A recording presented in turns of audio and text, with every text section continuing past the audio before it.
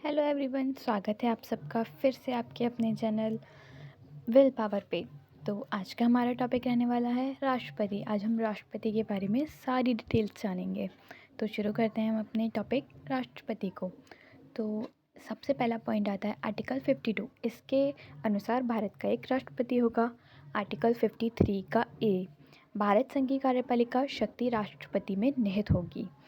And Bharat में संसदीय व्यवस्था को अपनाया गया, अतः राष्ट्रपति नाम मात्र की कार्यपालिका है तथा प्रधानमंत्री तथा उसका मंत्रिमंडल वास्तविक कार्यपालिका है। इसका अर्थ हम समझेंगे जैसे कि नाम मात्र कार्यपालिका, इसको इंग्लिश में बोलेंगे नॉमिनल एग्जीक्यूटिव। एंड ये वो कार्यपालिका होती है जो कागज़ों पर और संविधान में प्रमुख दिखती है, लेकिन असली शक्तियाँ उसके पास नहीं होती। इसका काम अधिकतर औपचारिक यानी कि फॉर्मल होता है, जैसे हस्ताक्षर करना, उद्घाटन करना आदि।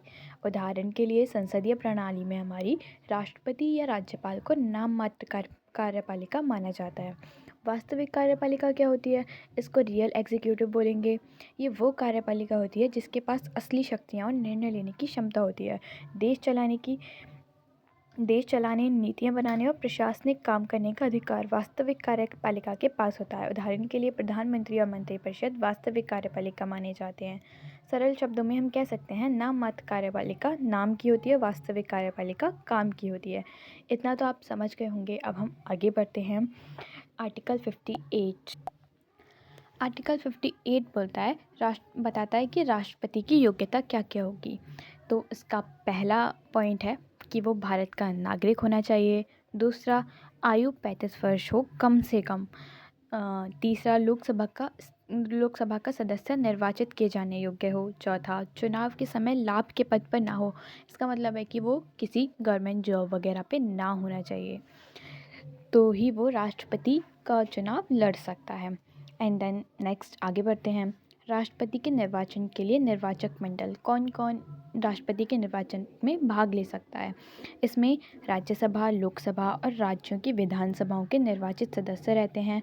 नवीनतम व्यवस्था के अनुसार पुडुचेरी विधानसभा तथा दिल्ली की विधानसभा के निर्वाचित सदस्यों को भी सम्मिलित किया गया है।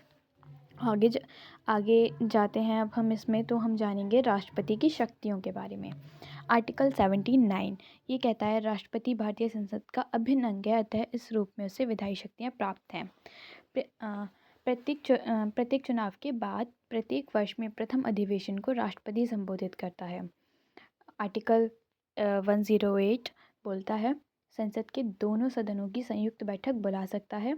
इसकी अध्यक्षता लोकसभा के अध्यक्ष द्वारा की जाती है। यानी राष्ट्रपति दोनों लोकसभा राज्यसभा दोनों को एक साथ बुला सकता है और इसकी अध्यक्षता लोकसभा के अध्यक्ष द्वारा होती है। राष्ट्रपति राज्यसभा में 12 सदस्यों को मनोनीत करता है और लोकसभा में 2 एंग्लो इंडियन को मनोनीत करता है। अब हम देखते हैं कि एंग्लो इंडियन क्या होते हैं। एंग्लो इंडियन किसे बोलते हैं? तो एंग्लो इंडियन वो लोग होते हैं जिनके माता पिता या पूर्वजों में कुछ भारतीय और कुछ अंग्रेज होते हैं। जस्ट लाइक अगर किसी की माता या किसी की माँ फॉरेन से बिलोंग करती है और पिता इंडिया से, तो वो एंग्लो इंडियन कहलाएगा। इसी तरह अगर किसी के पिता फॉरेन से बिलोंग करते हैं और माता इंडिया से बिलोंग करती हैं, तो वो एंग्लो इंडियन कहलाएगा।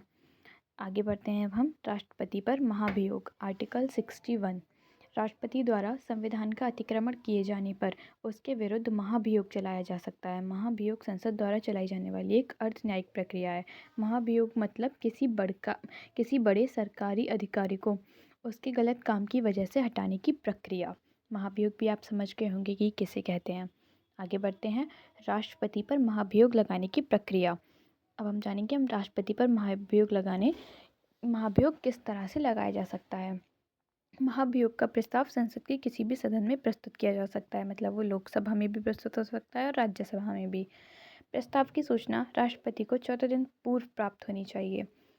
नेक्स्ट पॉइंट, प्रस्ताव की सूचना पर उसे सदन के कम से कम 1/4 सदस्यों के हस्ताक्षर होने चाहिए। समस्त सदस्यों के कम से कम 2/3 बहुमत से पारित हो जाता है तो वह आगे की जांच के लिए दूसरे सदन में भेज दिया जाता है। नेक्स्ट पॉइंट, राष्ट्रपति को दूसरे सदन में स्वयं अथवा अपने किसी प्रतिनिधि के माध्यम से स्पष्टीकरण देने का अधिकार होता है। यदि द्वितीय सदन भी प्रथम सदन की भांति महाभियोग के प्रस्ताव को समस्त सदस्यों के कम से कम 2/3 बहुमत से स्वीकार कर लेता है तो उसी दिन से राष्ट्रपति पद रिक्त समझा जाता है। ये होती है राष्ट्रपति पर महाभियोग लगाने की प्रक्रिया। यहाँ पे एक इम्पोर्टेंट पॉइंट ये है कि अभी तक एक भी ऐसा अवसर नहीं आया जब राष्ट्रपति पर महाभियोग लगाया गया हो। तो ये बहुत एक अच्छी बात है। यहीं पे हमारा ये टॉपिक ख़त्म होता है। इस वीडियो में राष्ट्रपति से रिलेटेड सारी जानकारी आपको दे दी गई है। अगर आपको ये वीडियो पसंद आया हो तो प्लीज़ लाइक एंड सब्सक्राइब करना ना भूलना। और थैंक्स फॉर वॉचिंग। मिलते हैं नेक्स्ट वीडियो में। Thank you so much.